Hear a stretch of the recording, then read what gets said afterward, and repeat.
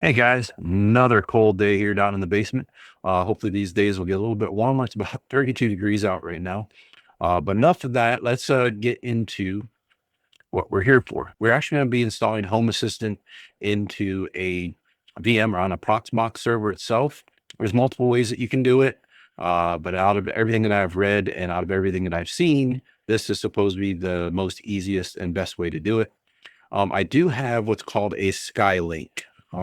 Maybe you can see it. Hopefully, it's not too much out of the thing, but it is a little blue connector thing there. This is what is actually going to be sending out the signals and stuff like that. It will be using Zigbee.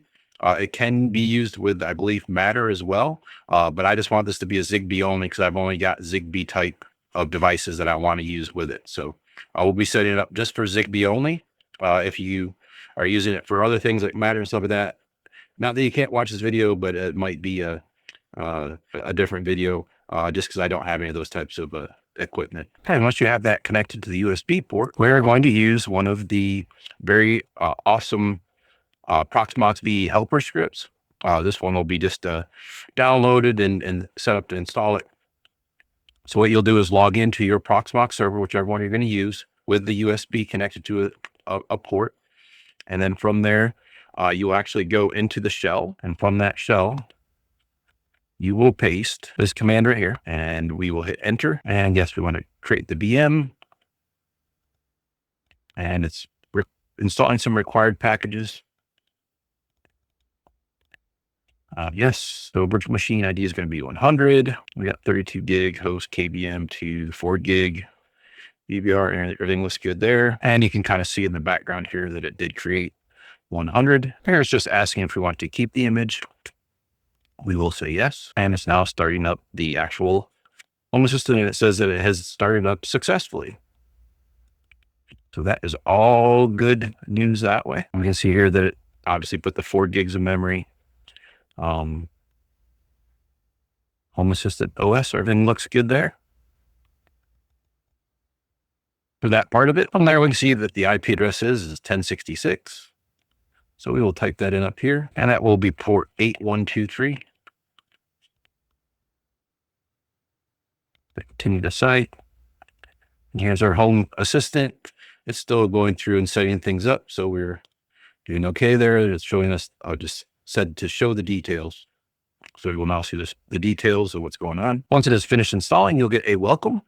So here you can say create your smart home, unless you've got a backup or you actually have it saved in the cloud backup. Here we'll create our user with a username and password. And this I'm not worried about for right now in the United States. And it wants to know if we want to send our anonymized stuff. Right now I'm going to say no to this.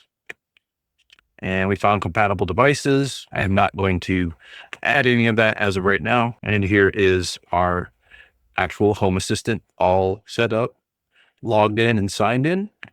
From here, we're actually going to set up the hardware, which is the Sky Connect that I showed you earlier. Our Proxmox. Here is our VM that it created, which was 100. We'll go to hardware. We will click add.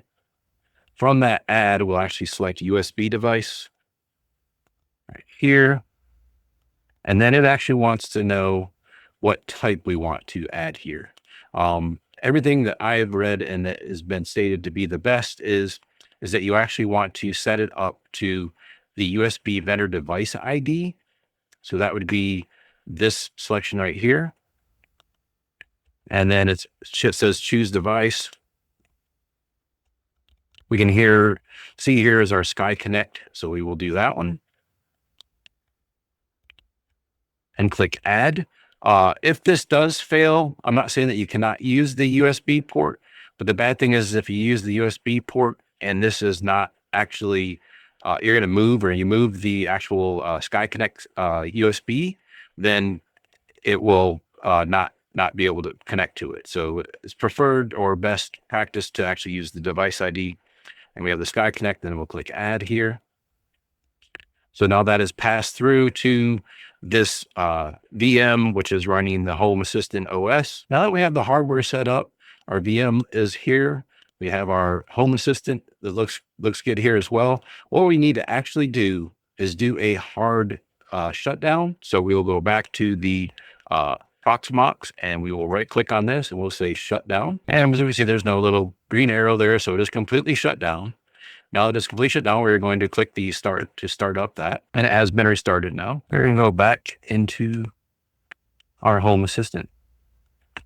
It is not back online yet. Okay, it is back online now. We go to the settings, device and services. As you can see now, underneath Discovery, you see Home Assistant Sky Connect. And it says the Home Assistant Connect ZBT-1. We're going to click the add, and it says to pick your protocol. This is where we want to make sure that we select just Zigbee. I do not have any other threads and other stuff that I want to be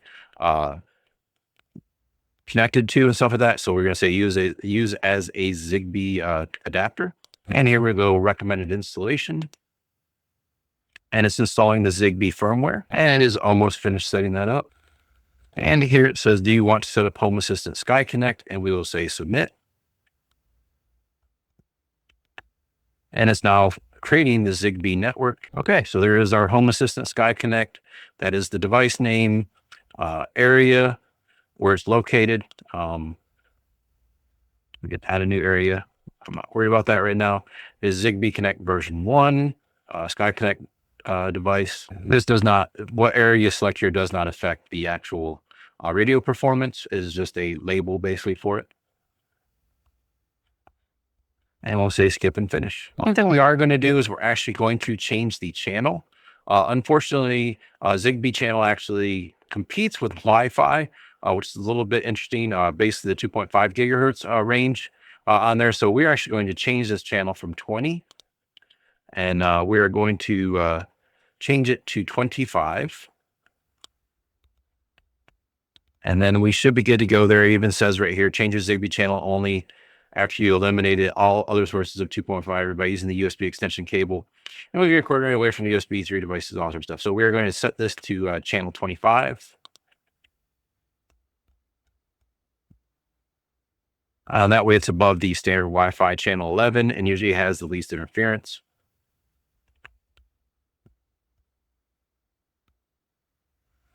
And it says that devices will rejoin. We have 0 on it, so I'm not really that worried about it. So now what we can do is we can close this out. So here we are in the Zigbee home automation. Let's see if I can't find my temperature sensor here. So I have a Zigbee. This is a little temperature sensor. You can pick these up just to make sure that, obviously it is Zigbee. So we will set this up and we will do, okay, once we're in the Zigbee home automation, we're going to click add device. Once we're in there, we're actually going to push the button. So there's a little button. Oh, so there's a little button on the side of this temperature. Thanks. So we'll click that. It says that the device is ready to use. It says Lumi weather. Actually shows you what it is, the battery. This is the humidity, pressure, and temperature. So we're going to change the device name. We're just going to call this basement weather. And area, we say add new area. We're going to call it basement and say create. So we have basement weather. And if we go back over to overview now, we can see the temperature. So the humidity is 23.35. Zoom in there. Weather pressure and the temperature is 60.8 degrees in the basement right now. So that is setting up the Home Assistant. That is adding the temperature sensor that I have right here in my hand to the basement. I also do have a motion sensor. So we can set that up as well. Settings, and we're going to go back to devices, and we will select Zigbee. We'll say add device. It's searching for it. So we will hit the reset button on the motion sensor. Okay, so it has found the sensor. It looks like it also has a motion sensor as well as battery. So we will call this the basement monitor. Area will be basement, and we should be able to go to overview.